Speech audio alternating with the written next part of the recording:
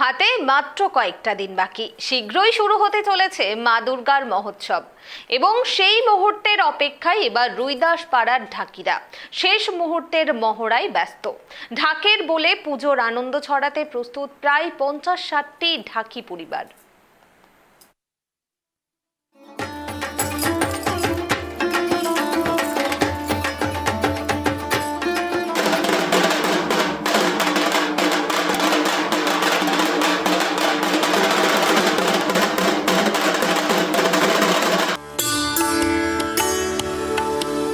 হাতে আর মাত্র কয়েকটা দিন, শীঘ্রই শুরু হবে বাঙালির সর্বাধিক প্রিয় উৎসব মা দুর্গার মহোৎসব।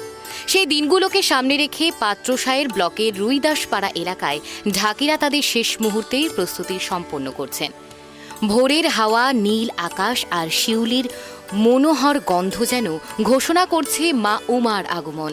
চারপাশে সাজো সাজো রব, আনন্দ আর উত্তেজনার ভিড়। এই সময় ঢাকি সম্প্রদায় পুরোপুরি ব্যস্ত হয়ে পড়ে, কারণ দুর্গাপুজোর সময় ঢাক বাজানো শুধু উৎসবের আনন্দ নয়, পরিবারের জন্য অর্থনৈতিক সহায়তাও বয়ে আনে। বাঁকুড়া জেলার পাত্রসায়ের ব্লকের নারায়ণপুর গ্রাম পঞ্চায়েতের রুইদাসপাড়ায় প্রায় 50 থেকে 60টি ঢাকি পরিবার বসবাস করেন। তারা সারা বছর ঢাক বাজিয়ে জীবন নির্বাহ করেন। তবে দুর্গাপুজোর সময় তাদের ব্যস্ততা অন্যরকম।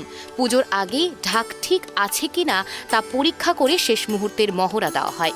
এরপর তারা বাঁকুড়ার বিভিন্ন অঞ্চলের পাশাপাশি পাশের জেলাগুলোতেও ঢাক বাজাতে যান। সামনে দুর্গাপুজো আসছে বলে আমরা যন্ত্র রেডি করে দেখলাম আর কি, মানে টানাটুনি করলাম, ঝাড়াঝুড়ি করলাম যে যন্ত্র ঠিক আছে না নাই। তারপরে সামনে দুর্গাপুজো চলে এসছে, বাইরে যাব বাজাতে। কতদিন ধরে ঘরে পড়েছিল?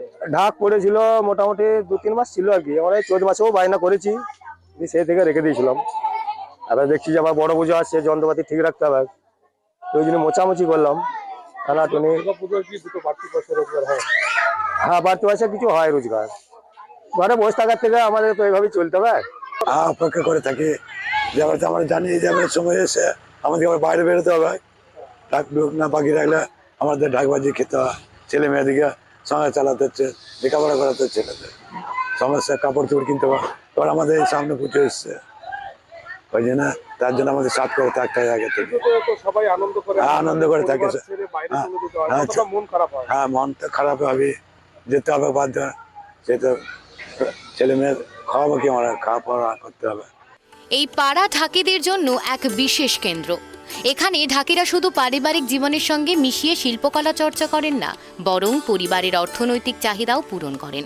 পুজোর সময় তারা আত্মীয় স্বজনদের ছেড়ে অন্যের আনন্দে ভাগ হয়ে অংশ নেন।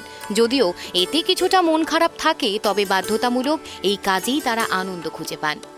দুর্গাপুজোর সময় ঢাকের ধ্বনি না থাকলে উৎসবের অনুভূতি পুরোপুরি পাওয়া যায় না। রুইদাসপাড়ার ঢাকিরা সারা বছর এই দিনগুলোর জন্য প্রস্তুতি নেন। ঢাক ঠিক আছে কিনা তা পরীক্ষা, রিদম চর্চা ও গানের অনুশীলন সবই শেষ মুহূর্তে সম্পন্ন হয়। এই মহড়ার সময় তাদের চোখে মিশে থাকে উচ্ছ্বাস, দায়িত্ববোধ এবং উৎসবের আনন্দ। দুর্গাপুজোর আনন্দ শুধু ভক্তদের জন্য নয়, ঢাকিদের পরিবার, শিল্প, ঐতিহ্য ও জীবিকার জন্য অন্যতম গুরুত্বপূর্ণ। আর এই শেষ মুহূর্তের মহড়ার প্রতিটি ধাপ তাদের জীবন ও সংস্কৃতির সঙ্গে গভীরভাবে জড়িত। হাতে গোনা আর মাত্র কয়েকটা সপ্তাহ, তারপরে বাঙালির শ্রেষ্ঠ উৎসব দুর্গাপূজায় মেতে উঠবে সমস্ত বাঙালি। আর তার আগে বাঁকুড়া জেলার পাত্রসায়ের ব্লকের নারায়ণপুরের ঢাকিপাড়ায় চরম ব্যস্ত ঢাকি পরিবাররা। কেননা দুর্গাপূজায় তাদের বায়না হয়েছে রাজ্যের বিভিন্ন প্রান্তে তারা ঢাক বাজাতে যাবেন। আর তার আগেই তারা সেরে নিলেন শেষ মুহূর্তের মহড়া। ঢাক কেমন রয়েছে তাও তারা একেবারে দেখে নিলেন। বাঁকুড়ার পাত্রসায়ের থেকে সঞ্জীব মল্লিক, টাইপ টিভি বাংলা।